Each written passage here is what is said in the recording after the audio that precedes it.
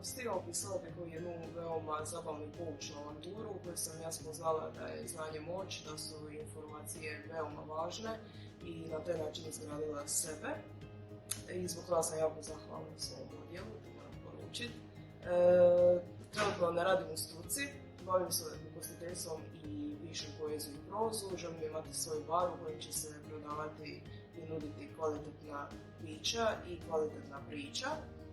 Studij mi je pomogao u prekidu spone između straha od nezaposlenja ako izađem iz struke